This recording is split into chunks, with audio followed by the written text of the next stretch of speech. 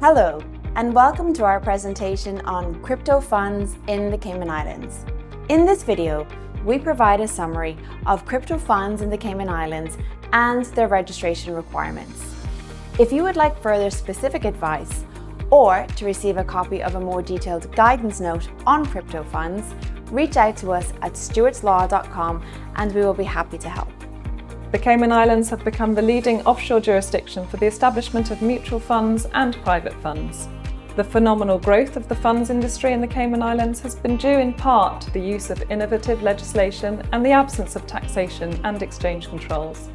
This, together with the presence of sophisticated and professional service providers, has resulted in the jurisdiction's reputation for responsible supervision and regulation of funds. Let's start by asking the Stewart's team some questions. Chris Humphreys is the Managing Director of Stewart's and is the head of the funds team. He has over 20 years' experience in establishing funds in the Cayman Islands and has set up close to 1,000 funds throughout his career. Chris is recognized by leading global directories such as Chambers & Partners, IFLR and Legal 500 as being both a highly regarded lawyer and a leading individual in his field. Chris, what is a crypto fund? Thank you. Broadly for this discussion, a crypto fund is a collective investment scheme which pools investor funds with a view to investing in crypto or fintech products. So it's really very broad. We'll also be discussing tokenized funds, funds which issue tokens rather than shares or limited partnership interests, but they might be investing in anything from real estate to traded securities. Whether a fund investing in crypto should be regulated and supervised under the Mutual Funds Act or the Private Funds Act will depend on whether the equity interests issued by them have the right to be redeemed. For funds investing in crypto products, how are they treated in the Cayman Islands?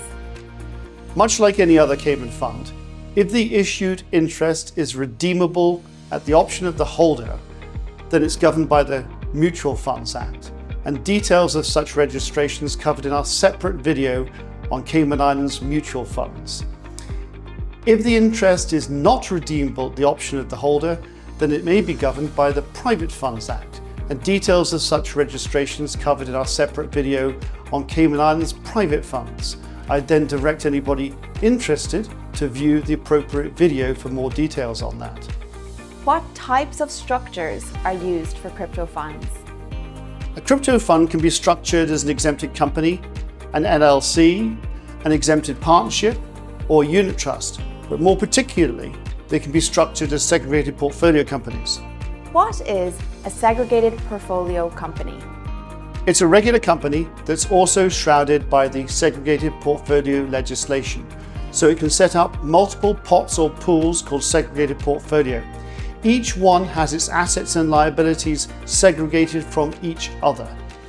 In an insolvency, the assets of a good portfolio may not be used to make good the liabilities of a segregated portfolio that's gone bad. These are particularly popular where the asset classes vary greatly as far as their risk is concerned, and this makes them particularly popular with crypto funds. Chris, you said you would tell us about tokenized funds. What are they? These are funds which issue tokens in place of shares or limited partnership interest. Under the Mutual Funds Act, equity interests include shares, units, partnership interests, but they also include any other representation of interest, and this includes some digital assets. The definition under the Private Funds Act, however, does not use the same definition, so tokens are not expressly included. This results in open-ended, redeemable tokens being regulated under the Mutual Funds Act, but closed-ended, non-redeemable tokens not requiring registration under the Private Funds Act. Let's not forget that all Cayman Islands entities which issue tokens need to consider registration as a virtual asset service provider under the Virtual Asset Service Providers Act. Details of that process are covered in one of our separate videos. That brings us to the end of this presentation. For more information, listen to our other videos and podcasts in the series or visit us online at stewartslaw.com.